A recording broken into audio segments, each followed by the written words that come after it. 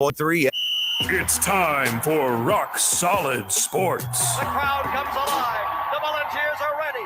It's football time in Tennessee. Dobbs drops back, fires long for the end zone. The pass is going to be caught by Tennessee. Tennessee wins! Caught it by Tennessee. Jawan Jennings. What a turn of events. Give him 6. To the checkerboards. Touchdown, Tennessee. Rock Solid Sports, the only show with a home field advantage for UT Athletics. Here's tonight's host.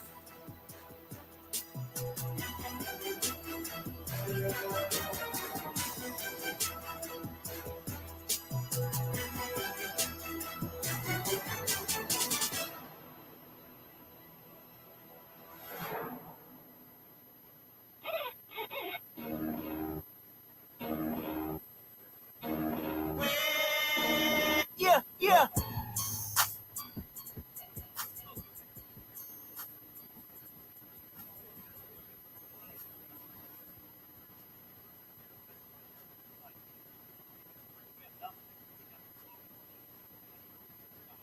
Doing well, haven't been on here in a few days, so I'm really excited. We got a little bit of few things to talk about, maybe some controversial stuff that you fell upon on Twitter, so I'm really excited.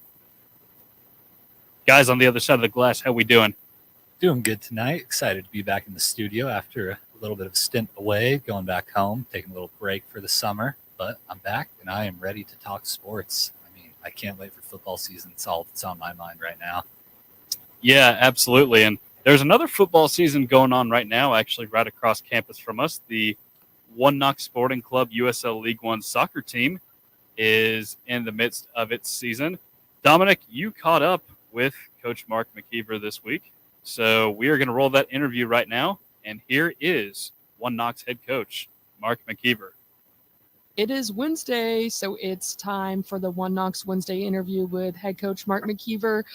Coach, how are you doing? Thanks for joining us today. Yeah, doing okay. Just working away towards Madison and, trying to get that 3 points in our next one. Of course. And just real quick, let's go over that 3-1 loss against Omaha. What do you want to see from your guys to change in this next match? Yeah, we got the rough end of the stick in Omaha.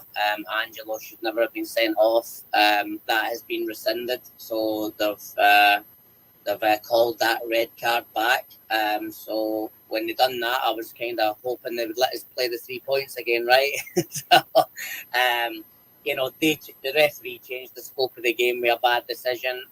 Referees make mistakes, I get it, but it put us behind the eight ball tremendously. And Omaha are a good side. I felt as though we did okay in the first half, and we actually moved the ball better with 10 men than we did with 11 men. So, again, I can't fault the guys. They gave me everything. We had one moment and 2 moments in the game where we missed a 1v1 with their goalkeeper, and then they've scored their big opportunity at the other end, and that was the story of the 3 points. It's been the story of the 3 points the whole season long. So missing chances and then conceding weaker goals. But we'll hopefully fix that and make those moments go for us against Madison. And with red cards like that happening and dealing with mistakes from referees, especially in a younger league like the USL One, how do you help your guys cope with that and just stay on task? Well, I'm struggling to cope with it myself. I don't know how I'm able to help my players cope with it, to be honest with you. It's been the last 4 red cards for not red cards. So it's just time and time again. And I struggle to understand it because, we're all fighting for our careers. It's our job, it's our livelihood. And continuous mistakes like that can cost jobs, can cost futures. So, I don't think that's going to be the case with us, right? But it still influences 3 points. Against Fuego, we had a red card for Fuego. And the kid's kicked Sean in the head, but it's not a red card. The young lad is 17-year-old, trying to make his career as a professional football, and the referee sent him off unjustly. When we played Omaha last time, they had a kid sent off, and he should have never been sent off. Danny Fernandez was sent off against Fuego as well, and The first yellow card was a yellow card, 100%, and the second yellow card is never a yellow card. It was barely even a foul. So I don't know. It's obviously I don't want to publicly,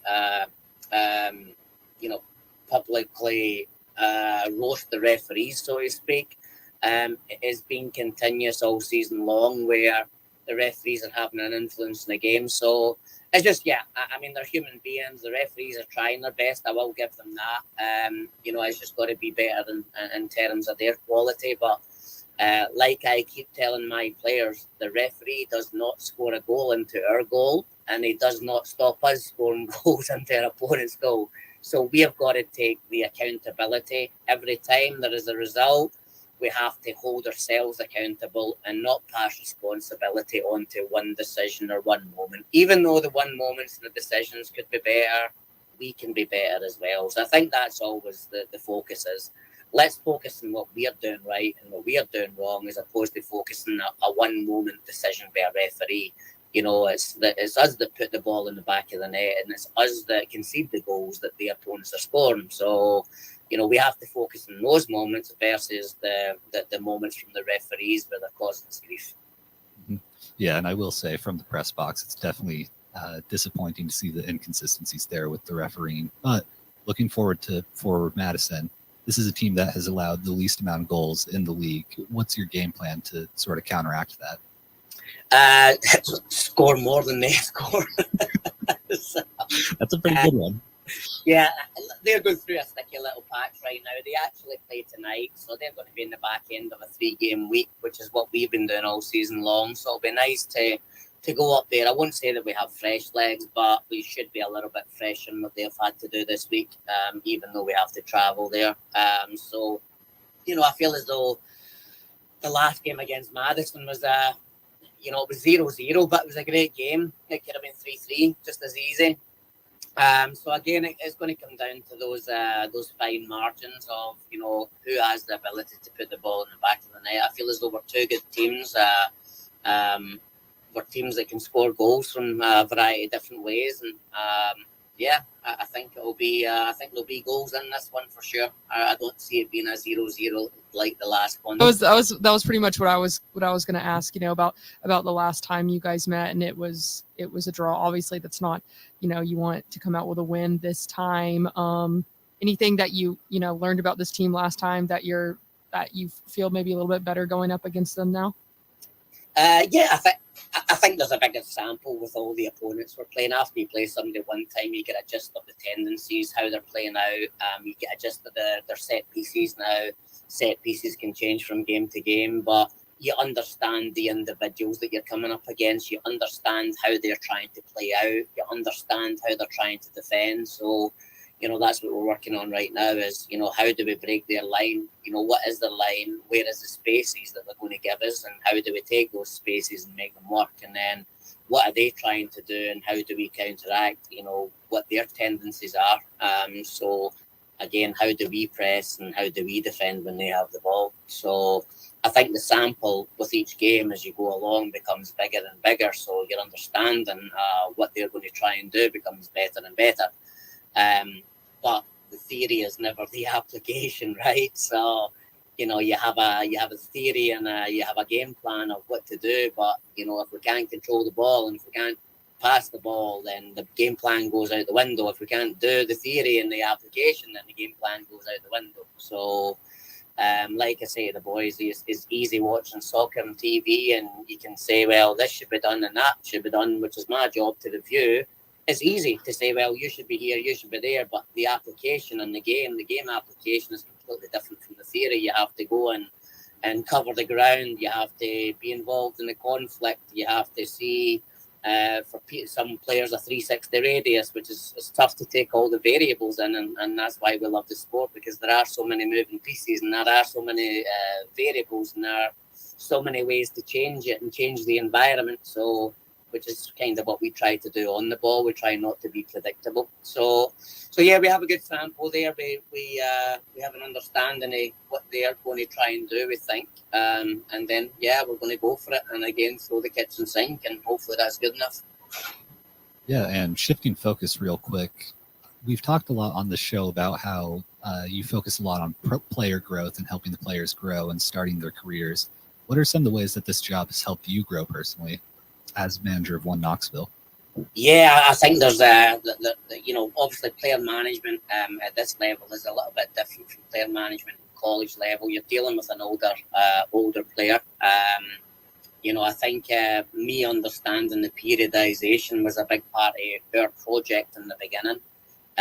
So, how do we manage a Saturday game that is home versus a Saturday game that might be a flight, or how do we manage a flight Saturday, home Tuesday, bus Wednesday, and how do you manage that in terms of preparation and recovery? And so there's 7 or 8 different scenarios in a working week, and there's all those different scenarios. They all require different forms of preparation and different forms of recovery.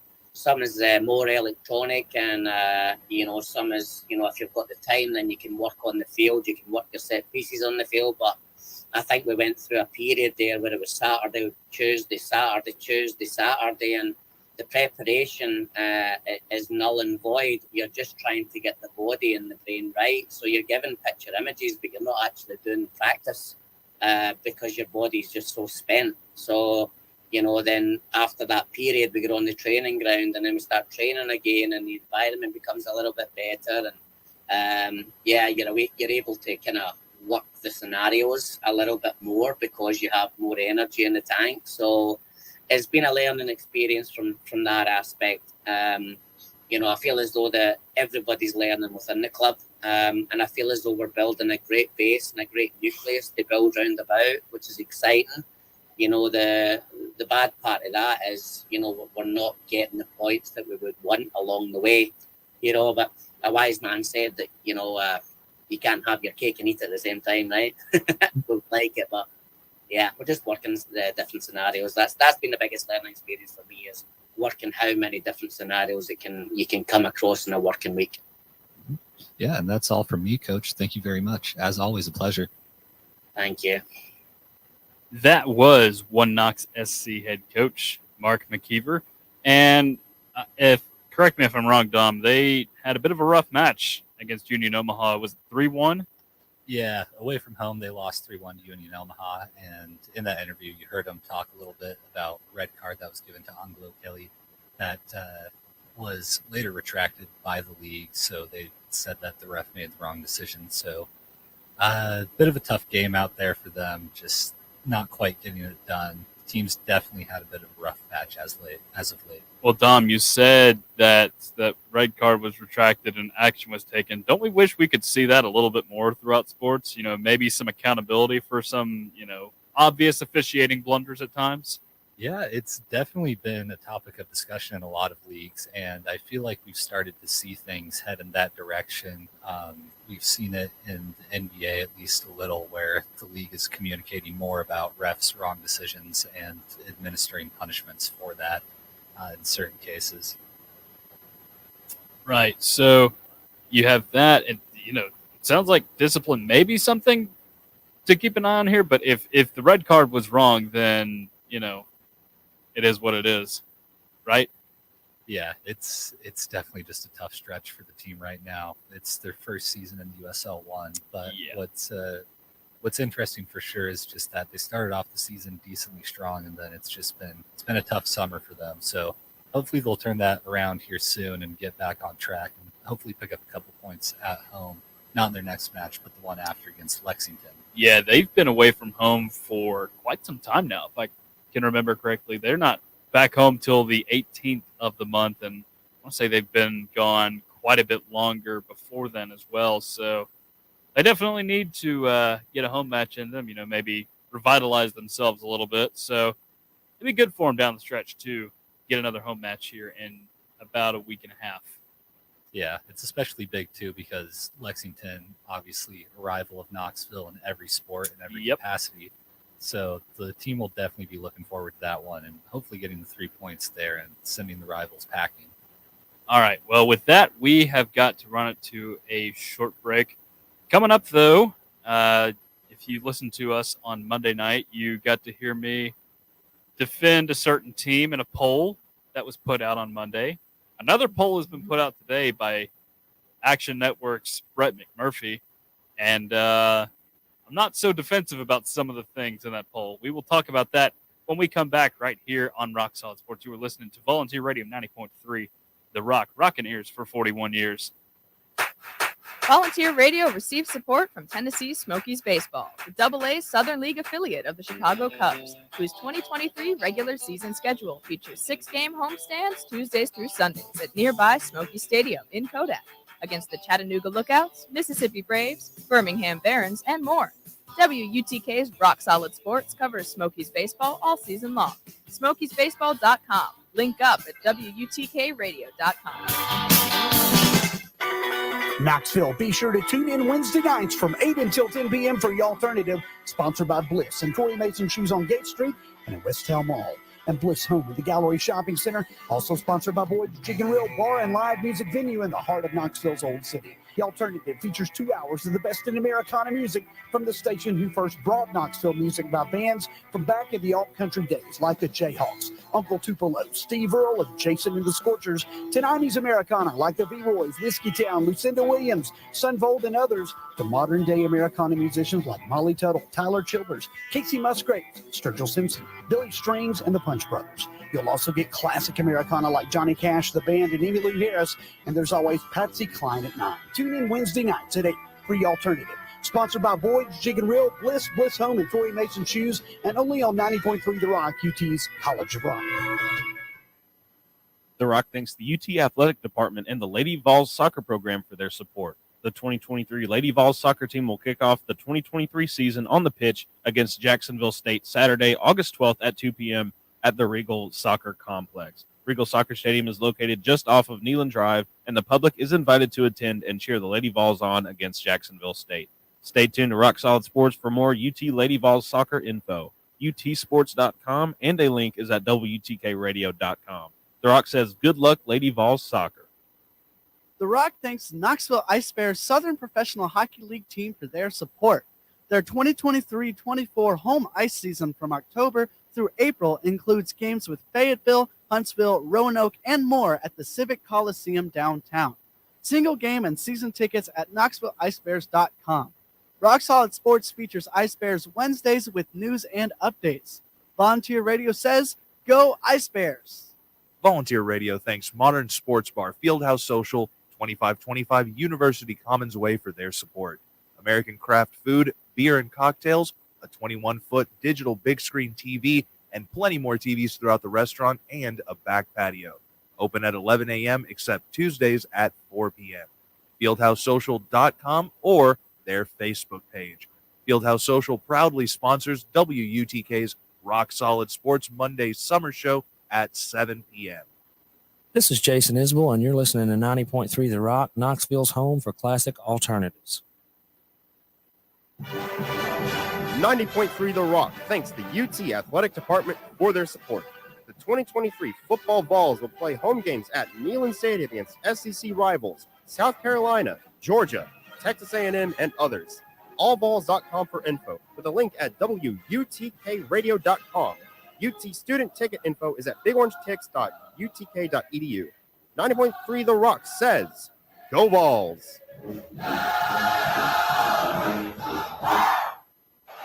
The Rock thanks the One Knox Sporting Club soccer team for their support. One Knox plays all of their home matches at Regal Soccer Stadium on campus, and the season runs into October with matches against Memphis, Chattanooga, Lexington, and more USL League One opponents. Tickets, including UT student tickets and game day info, is at oneknoxsc.com. And WTK is proud to be a media partner with One Knox. Rock Solid Sports will be keeping up with One Knox soccer all season long. One Knox SC. We are one.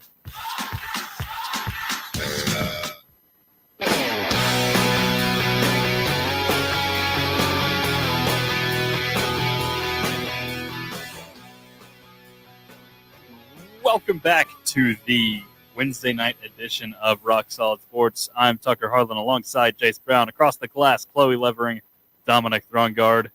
And we just talked about what most of the world considers football, aside from us stupid Americans. But are you calling me stupid? I'm calling myself stupid. But you know what? We're going to talk about the stupid American version of football, which is what we know it as football. I like the stupid American. Yes, football. I do too. Very, very much. I'd say it's God's version of football. Oh yeah, absolutely. Maybe. Well, Tennessee training camp has continued over the last couple of days. Fall camp is still going on, and we are in full force now. Today, we heard from wide receivers coach Kelsey Pope, along with tight end McCollin Castles, and receivers Dante Thornton and Ramel Keaton. So you heard from those guys today. Kelsey Pope, he's very confident in his group, and he was very, very staunch about the fact that Tennessee's offense is no gimmick like people want to suggest it is. And even Dante Thornton said today that, opposing coaches to Tennessee were trying to lure him away from Tennessee because they knew that they could try and convince him that, hey, Tennessee's offense is this gimmick. It's not actually going to get you to the pros. But, Jalen Hyatt, Cedric Tillman have both made it there. They've both done good things preseason. So, maybe that will justify it a little bit as being a real system. But, big emphasis on one-on-one matchups and the preparation that gives you in this Tennessee system. And I think that's something that, Kelsey Pope is really harped on. And that's what we've seen a lot of in Tennessee. You got guys like a Jalen Hyatt, like a Cedric Tillman, who over the years in the Heupel system have been able to win these one-on-one matchups.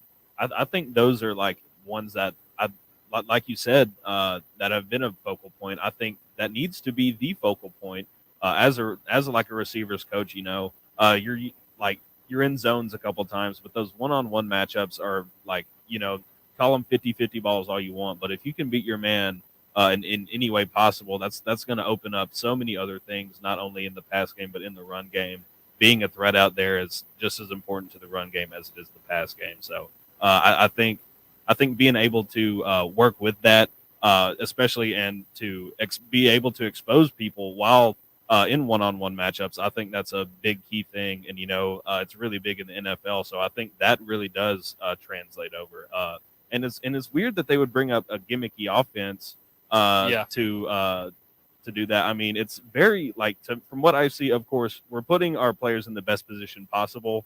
But it's pretty complex. There's reasons why defenses, of course, they're in a little bit of a hurry up, but also whenever we're not, we're still successful. I think that kind of just shows that it's not all gimmick. I think there's some instances where it might be like, hey, just catch this guy off guard and we're running naked down the sideline. But it's more than just that, I believe. Yeah, and I mean, if our offense really is a gimmick, it's a gimmick that works. So who cares? Yeah, you take that over to the real football that lost 44-6 here in Neyland Stadium if you're Tennessee. And what I look at too with all this is just, especially talking about the NFL, I don't know why you wouldn't want to be in Tennessee's offense. No other offense gives you the opportunity to showcase your talent as much as Tennessee's as a receiver right now. We are constantly passing the ball and giving one-on-one opportunities for these receivers to really shine and show just how well they can do. Like Jace was talking about, one-on-one matchups, it's such a key part of the NFL because a lot of the times in the NFL, if you're getting open, you have to beat at least one guy. And so this is an offense where you can prove that you can beat at least one guy consistently. And I mean, now with the Joe Milton at quarterback, it's especially, last year, of course, there was tons of opportunities for, we had multiple, not all the wide receivers, but the main three be able to get out there and show what they got. So, but now with Milton, who even knows, it's going to whoever's catching passes from Milton, touchdown passes, you're definitely know what to do if you're there. And also with Dante Thornton, I'm really excited to see, a lot from him. I saw him when he first started practicing spring practice. So it made me kind of excited to see what we got going on with, we got some amazing people at receiver this year. So I'm really excited to see how that plays out. So on the note of Thornton, he's been one of a couple of guys that we've been tracking as far as the injury statuses are concerned. I think they've been, holding guys out of certain drills just for precautionary reasons. He was in today, and I think was held out of one drill, but he was warming up with the team and everything. So It's probably just a precautionary measure. It's I said it the other day, but it's like when you're playing fantasy football and suddenly everybody's questionable. They're probably fine, but it's just the fact that you don't want to aggravate something. So that's been one to keep an eye on. I did notice today that Omar Norman Lott was moving a little gingerly, and I think he was kind of by himself, just trying to stretch out and warm ups, and I don't think he ended up going out on the field in the 15 minutes that the media is allowed to view practice. But the one guy that was not there today was Cooper Mays, but I think there was another day that he missed. He was there, I believe, yesterday. I think he was wasn't dressed there on Monday. Yeah, he was dressed out on Tuesday. I don't think he actually took snaps, though, when they were doing their 11-on-11. So just some things to, just put in the back of your mind. Nothing too crazy going on right now with camp. So with that said, we need to move on to this poll because, after Monday, I love polls so much because they get you talking. Brett McMurphy has put out his top 25 football teams for this college football season. And, the first two are pretty reasonable. You got Georgia at number 1, reigning national champions. Okay. Michigan at number 2, two-time Big Ten champions, playing in what you could argue is probably the second deepest conference in the country at the moment. Those are fine. You got Florida State at number 3. And here's the thing with Florida State at number 3. All right. They have not been where they were last year, probably since, 2016 with Dalvin Cook. That was the last good year they had under Jimbo Fisher. They've been in a deep, dark pit for quite some time. After that, Mike Norvell finally got them out of it this year. But they still have not gotten over that Clemson hump. And you assume by this projection here, because obviously they're way ahead of Clemson, that they're going to get over that hump this September. And keep in mind, that is an early game that is being played in Death Valley. Bold take here by Mr. McMurphy. Very, like Dom and you were, like all of us were talking about earlier, like you said, Coach Norvell, of course, has come in and he's started laying down the tracks of something that could be really, really fun to see out in Tallahassee. But, of course, it's so early, and it's, of course, still preseason. What has Brett McMurphy seen to make them warrant a number 3 spot, of course, over yet to be mentioned like Ohio State, Bama, LSU? Of course, they've got a Heisman caliber quarterback, but, besides that, have we heard too much like buzzing around about that program to like warrant that high of a one? And I just think that, the hype I think is deserved, right? You got an experienced quarterback in Jordan Travis and you've got some other good pieces there, just both on the offense and the defense. But I just, I wonder a little bit about it though, because I would expect them to be right there in the running for the ACC championship. I'm not questioning that at all, but number 3 is a pretty bold take this far out. And that's such a huge jump to what I would think. I think surely top 25, they can meander like just around anywhere in that, maybe, I'm not sure, cracking top 10 for me. But number 3 is just, I don't know. That's just blowing my mind. I don't know. Yeah, that's ridiculous in my eyes as well. It's interesting because Mike Norvell, he was there for a while before that breakout season last season. Yeah. So maybe that's just a one-time thing. He's not necessarily proven himself at Florida State yet. I mean, we were talking last season about him potentially being on the hot seat before it started, and he ended up getting something together that has been working pretty well. They were a great team last season, but there's no way the hype is warranted right now. I think like Jace was saying, I'd probably have him sitting outside the top 10 for sure, but I do think there's still a really good team, especially with Jordan Travis at quarterback. There is excitement in Tallahassee, and that's always a good thing to see for college football, just one of those marquee programs getting back on its feet a bit. But I just don't see it personally. Yeah. I mean, a lot of these polls, of course, public figures like this, have got to get people talking somehow. But I feel like there's a lot of similarities across all of them, like Georgia and Michigan being at number 1 and number 2. That was the same in the coaches poll, of course, which is literal data. So it's not really so much just to get people talking, but it does, as we saw on Monday, right? But Florida State above Ohio State and Alabama is just definitely a bold take for sure. I don't know. It's just it's not, if they were like even in the top 5, like below Ohio State, maybe you're like, okay, you're really hyping that one up. But then you're still putting them above Ohio State or Alabama regardless. Yeah, but like if you had like one of those above them, I mean, I could understand. Well, I wouldn't understand, but it would be less, outrageous if you had like 3 Ohio State and then 4 Florida State. It's like, okay, yeah, and then I don't know. I just think it's at number 3. It's like do they know something I don't? Does he know something? That's what these polls make me think. I'm like, do they know something That's true. we don't, or are they just like doing it to do it to get teams hyped? I don't know. There is definitely some boldness in it. I think I've seen You some have very, to if you very, want anyone to look. some at very it. high projections for, say, Texas A&M in the SEC, which is fascinating. A topic we will definitely revisit as Tennessee does have them on the schedule second Saturday of October. Going on down the line here, you've got Ohio State and Bama at 4 and 5. Okay, makes total sense. Number 6 is LSU. Love to see it. I absolutely love to see it. We know. Yeah. Yeah. We don't need to talk about it again. No, we won't talk about it again. To discuss LSU again. We don't need to give them that. Just go back and watch Monday's show if you're really curious for my thoughts on LSU. Overhyped. No. Disappointment. You said you didn't want to have it. You're about to have it. All right. Here's something that interests me because you've got the dying Pac-12, of course. I hate talking about the fact that it's dying, but it's sad truth. They're kind of dead. Yeah, they are dead. So, at number 7, you have got Washington. At number 9, you have Oregon. But all the way down at 14, you've got USC, which is a little bizarre. Yeah, let's make it make sense here because I mean USC, they got the returning Heisman winner. And I'm assuming one of these is Oregon State ahead of them. I think it's 13. I would assume it's Oregon State. Why would Oregon at 9. State be that high? Oregon State, listen, they found a way to do something that is hard to do, and that is win without a quarterback this day and age in college football, right? They had 2 very good running backs on that team last year. You have a good defense, but you have no quarterback.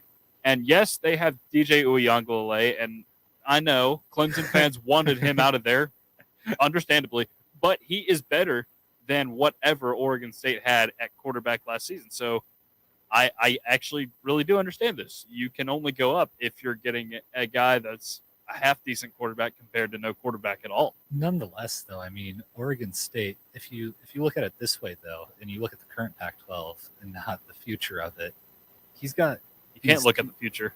You really can't because it doesn't exist. But he's got these teams like Washington and Oregon and USC put highly up there, too. UCLA's in this poll, too.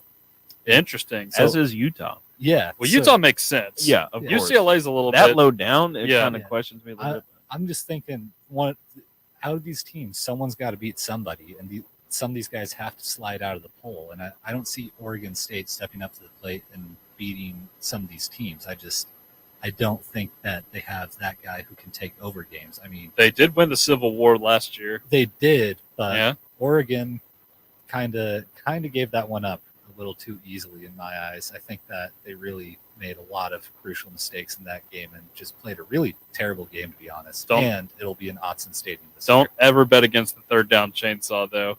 That's true. tough. It's very tough to beat the third down chainsaw. I just can't believe that Oregon State won it while they were renovating Reeser. Like, it's maybe at a third of the capacity it usually is at, and they still beat Oregon.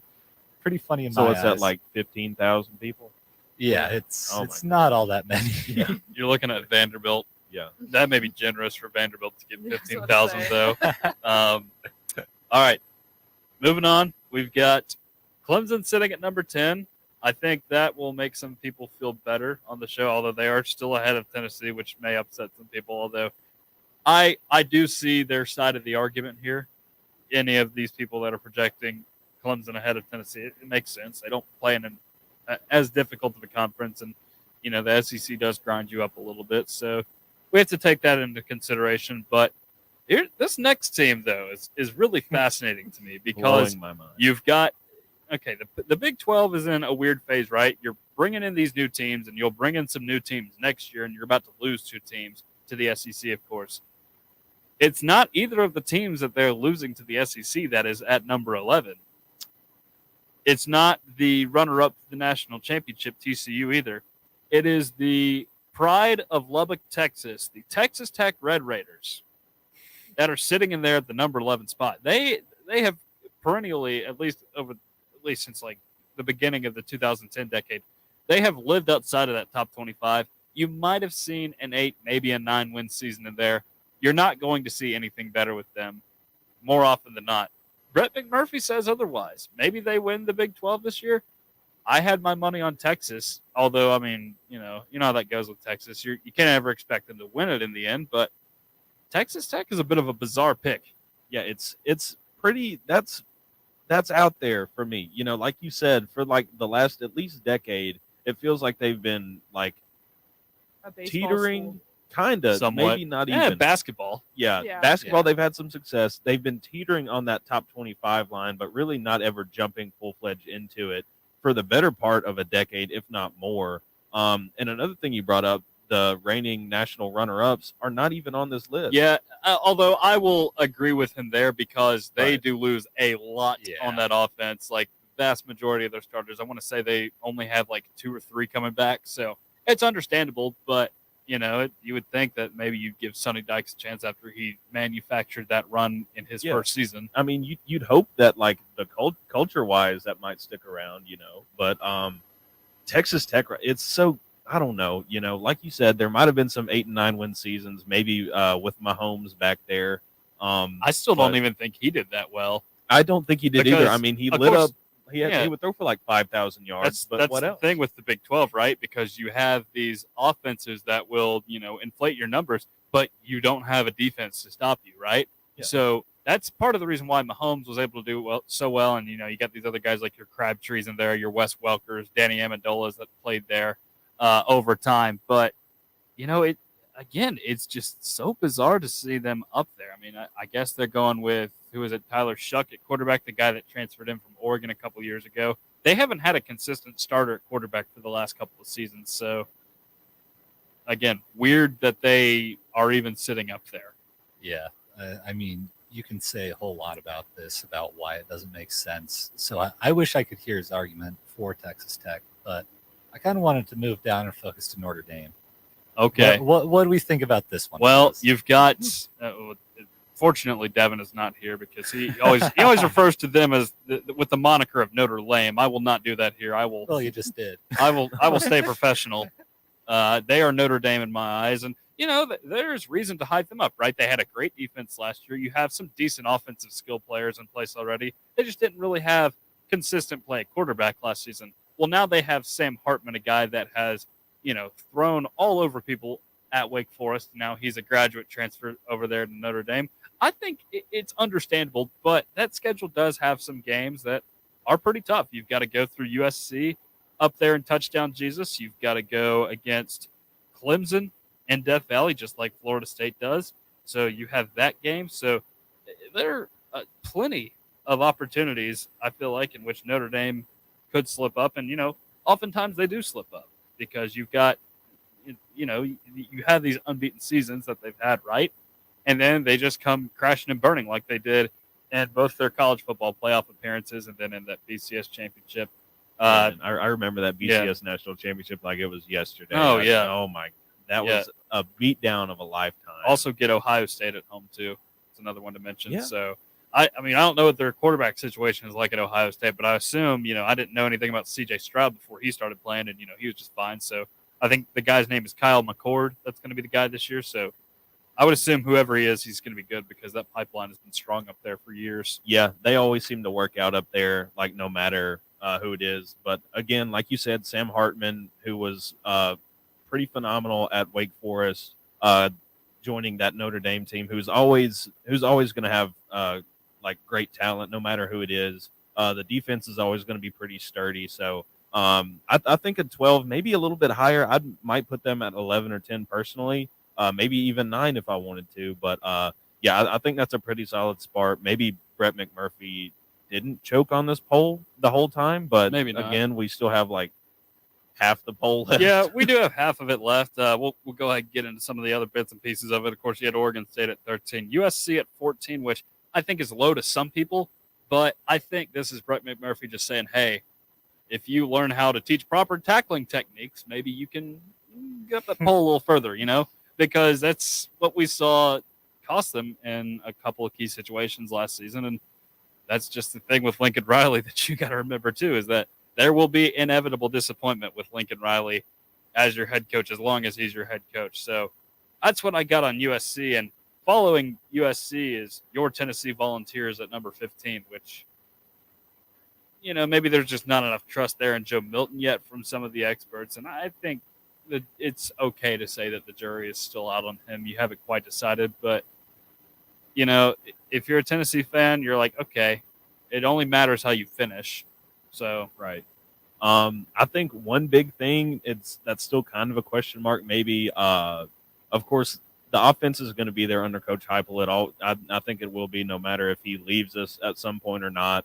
I think the biggest question mark for me is the defense. Still, we had that horrendous secondary last year going into the Kentucky game. Weren't we last in the country? In the secondary, but they made themselves look good against Kentucky. Or Will Levis made them look good. Will Levis made them look like the Monstars out there. They really did. I think that's still in question. We got a lot of guys returning back there in this defensive secondary. I think our front four under Coach Gardner are probably going to be fine. They were really, really good last year. I really enjoyed watching them. I think the linebackers are going to play out just fine again. I'll hit on it again. That secondary, it's just a big question mark for me. I don't know what we're going to see out of them this year. Well, for me, I think that we can't really see regression.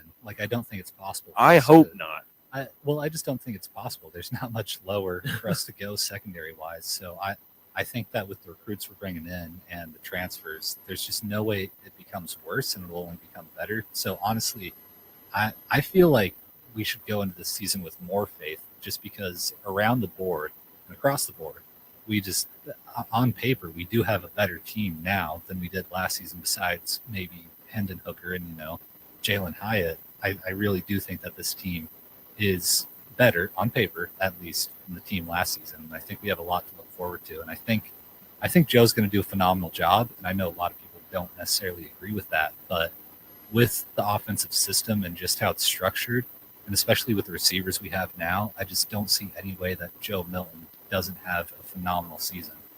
I agree with that. I definitely understand why people, are not putting Tennessee as high.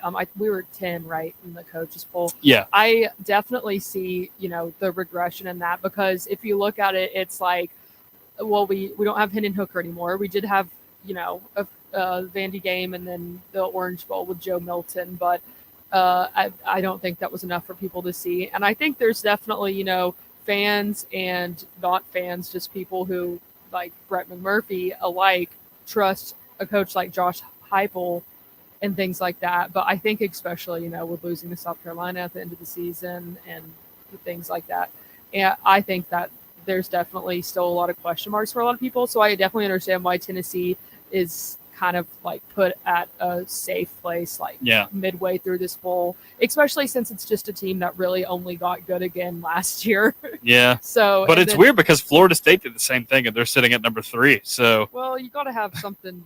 Yeah. I guess you have to have a bold take. So, you have to have a talking point. Yeah. That's his bold take. Rest of the poll here. What about Louisville? Yeah, you got Louisville at 16. Now, listen, you got Jeff Brom coming back to the motherland in Louisville. Hey, they would much rather have him than Scott Satterfield, let me tell you. Anyone would. So you've got him coming back, and then you've got probably an air raid system coming to Louisville. It should be a fun team to watch, but it is interesting that they are ahead of North Carolina in the poll. I would have put Drake May ahead of Jack Plummer, whoever they're scheduled to start over there at Louisville. But, North Carolina's a little odd. It's like if they can't just torch your secondary, they're not going to beat you. So maybe that's the reasoning there. You got Ole Miss between those two, which I actually think is a pretty fair ranking. Yeah. UCLA, even in the poll, is fascinating to me just because you lose a lot of pieces, just skill pieces on that offensive end. Obviously, DTR gone, and then Charbonnet off to the NFL as well. So a little bizarre that they're even in there after losing all those pieces and, really having what was not a super outstanding year compared to some of these other teams in what is going to be formerly known as the Pac-12 in 2024. I mean, the dying Pac-12 has more representation than the current Big 12. Yeah, in its top 25. But what's sad to think about is that we're not this conference that is playing great football over, at least last year it did, and maybe this year it will do the same. It's not going to exist in 9 months. It's kind of Yeah, It's weird. And, what we can take away from that is that the head honchos in college football, they don't care about college football. Yeah. They care about money at the end of the Yeah. day. And it's extremely upsetting as a longtime fan to see that the only thing that matters at this level anymore is money, which is ridiculous because for the longest time, this sport has been such a tradition and has been so cemented in school, state, city identities that it's just being all washed away just because, they want to make these 18-year-olds moneymakers who don't even get to cash their own checks. I know that the NIL exists now, but it's still, the schools aren't directly paying these players and they're still technically kind of amateur athletes. And it just feels like exploitation to me, and it just feels like a complete betrayal of everything that college football is about. And it's no longer college football. It's this weird mutated NFL junior. It is, really is. Rounding out your 25 here, he's got Texas at 20, and I'm going to be honest, I love the pick, actually, because he's learned by now, all right? No matter how hard you hype up Texas, they're always going to disappoint you. So he's just not even going to go there, which I really appreciate. So you have that. Tulane sitting in there at 21. A lot of faith for them to SEC keep it up. Yeah, founding member right there. Lack of confidence in Utah is fascinating. They're sitting in there at 22, and they've won the Pac-12 2 years in a row. So I find that a tad bit bizarre, especially considering they've got Cam Rising returning this season. And then your last three, Wisconsin, Auburn, Illinois. Wisconsin, I feel like, could honestly be higher than what they are right now, but I like the other two just fine. Yeah, Auburn. Yeah, Auburn, that one's kind of a question mark, but, Now, you get Hugh Freeze back. I really like that projection for Auburn, though, because I feel like they are a top 25 team by the time the year is said and done, because Hugh Freeze has a considerably higher floor from which he's working with compared to when he was at Ole Miss. When he took over Ole Miss, they had won 2 games the year before. Auburn was 5-7 last year. He can develop the offense into something. And, usually when people don't talk about Auburn, that usually ends up being one of their better years. And But we're talking about them now. But my point is nobody else is talking about them. If I'm right about Auburn being a top 25 team right now, I will go back to this moment and say, I told you so. That's fair. We'll see how it breaks down. Yeah. I mean, Hugh Freeze, no stranger to controversy, and Auburn has been no stranger to controversy these past couple of years either. So if he has to get off to a hot start, or those boosters are going to make his life miserable, just like they do every other coach. Yeah. But, I did want to touch on two before we end this segment. I think that Clemson's honestly a little bit low in this one. I'm kind of seeing Clemson as a dark horse right now, and I think they're getting a little bit underrated by people, even though I am a Vol fan, and we beat them last year. I thought Cade Klubnik looked really good as a quarterback, and I think that he's capable of leading this team to better things than Uyangalele. And, this is a team that's not terribly far from national championships under Dabo. So I think this team could be right back to where they were when they had Trevor Lawrence, potentially. I'm going to disagree slightly, because I think that, they will be solid this year, and, definitely a favorite to win the ACC, aside from the Florida State team that's somehow ranked at number 3 in this poll. But I just think that ranking is not an awful place because the ACC is just not as strong of a conference, right? So you should have them ranked there just because they're not playing it as tough of competition as, say, an Alabama or an LSU. So, I think the ranking is pretty fair. So, with that, we got to hit our last break of the hour. But coming up, we've got to talk a little bit about a guy that he had a crime that he committed pretty recently, Henry Ruggs. got his sentence today, and it's actually quite surprising, at least to me. It may be to you guys as well. We'll talk about that and more on the other side of the break. You're listening to Volunteer Radio 90.3 The Rock, UT's College of Rock. Volunteer Radio receives support from Tennessee Smokies Baseball, the AA Southern League affiliate of the Chicago Cubs, whose 2023 regular season schedule features 6-game homestands Tuesdays through Sundays at nearby Smoky Stadium in Kodak against the Chattanooga Lookouts, Mississippi Braves, Birmingham Barons, and more. WUTK's Rock Solid Sports covers Smokies baseball all season long. SmokiesBaseball.com. Link up at WUTKRadio.com. The Rock thanks the One Knox Sporting Club USL League One soccer team for their support. One Knox plays all of their home matches at Regal Soccer Stadium on campus, with the next match happening Friday night, August 18th, when One Knox battles Lexington SC at 7:30 p.m. Tickets, including UT student tickets and game day info, is at oneknoxsc.com, and WTK is proud to be a media partner with One Knox. Rock Solid Sports will be keeping up with One Knox soccer all season long. Go One Knox. Volunteer Radio thanks Modern Sports Bar, Fieldhouse Social, 2525 University Commons Way for their support. American Craft Food, Beer and Cocktails, a 21-foot digital big screen TV, and plenty more TVs throughout the restaurant and a back patio. Open at 11 a.m. except Tuesdays at 4 p.m. FieldhouseSocial.com or their Facebook page. Fieldhouse Social proudly sponsors WUTK's Rock Solid Sports Monday Summer Show at 7 p.m. The Rock thanks the One Knox Sporting Club soccer team for their support. One Knox plays all of their home matches at Regal Soccer Stadium on campus, and the season runs into October, with matches against Memphis, Chattanooga, Lexington, and more USL League One opponents. Tickets, including UT student tickets and game day info, is at oneknoxsc.com. And WTK is proud to be a media partner with One Knox. Rock Solid Sports will be keeping up with One Knox soccer all season long. One Knox SC. We are one. What's up? This is Briston Maroney. You're listening to Volunteer Radio, where music matters most. The Rock thanks Knoxville Ice Bears Southern Professional Hockey League team for their support. Their 2023-24 home ice season from October through April includes games with Fayetteville, Huntsville, Roanoke, and more at the Civic Coliseum downtown. Single game and season tickets at KnoxvilleIceBears.com. Rock Solid Sports features Ice Bears Wednesdays with news and updates. Volunteer Radio says, go Ice Bears. WUTK thanks the UT Athletic Department for their support. The 2023 football Vols will play home games in Neyland Stadium against SEC rivals Georgia, Texas A&M, South Carolina, and others.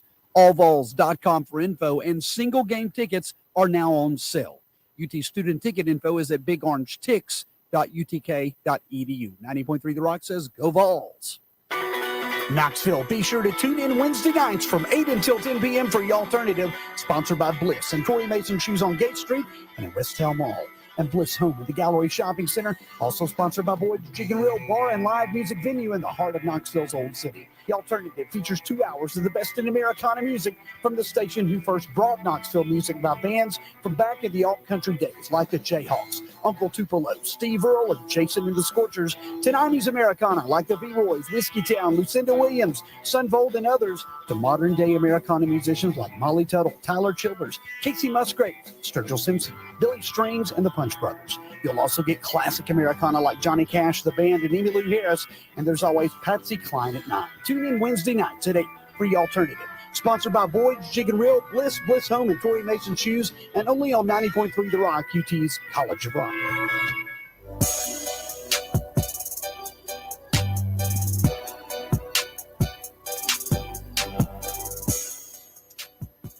Welcome back into the Wednesday night edition of Rock Solid Sports for one final time. Tucker Harlan, Jace Brown, Chloe Levering, Dominic Throngard with you on this wonderful Wednesday. And there was a big headline that broke today in the NFL. Henry Ruggs, receiver, who was involved in a fiery crash going about 150 miles an hour in his car, I believe, killed a woman and her dog. This was last year now, but the sentence was announced today, and he's only got 3 to 10 years, which is lucky to say the least. I mean, with that like harsh and like terrible of a scene that was, just for everybody involved, to get off with minimum of it 3 years, Yeah. and a max of 10, is beyond like comprehension for me, I guess. Usually for like crimes like that, you see 20 plus easy usually. I mean, it's just wild. It's such a tragic event, and for him to only to get off like that, he should feel like $1 million right now. Yeah, which is horrible to really think about. I mean, it's just another reminder that football players are not really the same as a regular person, because I mean, anyone else who doesn't have the ability to afford such good lawyers, they would have gotten probably close to life. So it's insane to see that, a guy can do something egregiously horrible and get away with such a little punishment. Yeah, I mean, he killed someone. Like a dog. And like the dog. He literally killed someone. So, I mean, I don't know. Like Dominic said, you see this time and time again with athletes, mainly football players, right? Mostly. So, I don't know. It's really disturbing. I know obviously it wasn't purpurposeful, but he killed someone. Was it drunk driving too? Yeah. Yes. With that on top of that, that kind of drives me a little more nuts too. You were drunk driving 156 miles an hour or something along that line. And you Speeds kill a that lady should and a not be dog. reached. Yeah, speeds that should not be. I mean, I'm fine with fast cars, but one that if you are on a street, in a public area, why don't go that Like a fast? residential area. A too, residential because area. She's walking her dog. Yeah, a little crazy. It's insane too, because I mean, like the average Joe can get a longer sentence for a DUI going, 100 miles per hour less. Yeah, exactly. I'll try to finish the show on a little bit of a lighter note here. We've got preseason football coming up here, and I mean, I know we don't always turn it on for preseason, but you got the Titans playing the Bears on Saturday at 1:00 up in Soldier Field, so could be interesting to see Malik Willis. Maybe one Will Levis, if he will do something. Gosh, I'm still having just flashbacks. Oh man, to my that was first, such a great day. the first show I ever hosted here on Rock Solid Sports. You can go back and watch it. It was in late April, but it just so happened to be that fateful day. Jason and I are just sitting there at the Hill Bar and Grill, and all of a sudden, you just hear this massive groan from everybody, an audible groan. Why? Because the Titans have drafted none other than Will Levis. I didn't know till the next day I was at a Taylor Swift concert. Yeah, you just probably thought it was a joke on your phone at that point. No, not a joke at all. I was speechless. I think I had a smile on my face the rest of that show. Yeah, you should have had a smile on your face watching my misery over there. What can I say? It's just so funny to me that the Tennessee Titans franchise continues to choose to isolate East Tennessee and say that, East Tennessee is just not a part of Titans Nation. Because, they've done this time and time again where they refuse to draft all players and they choose the absolute anti-ball. Like, this is the least favorite guy of Tennessee fans. Well, what are they doing? In fairness to East Tennesseans, or at least the Titans, East Tennesseans haven't always been fans of the Titans because, I mean, if you go and survey people like 30 years and older, the Titans didn't exist back then, right? So, well, you got to try and win it over. Yeah, exactly. You have to somehow. If they knew it was good for them, they would draft. You got to get them out of Cincinnati. You do. Them out of Cincy. Yeah. All right. Well, that's going to do it for us on the program tonight. Thank you, Jace. Thank you, Chloe. Thank you, Dom. We will be back at it again on Friday, right here at the station. So, y'all stay tuned right here. Y'alternative is next, right here on Volunteer Radio 90.3 The Rock. Rockin' ears for 41 years.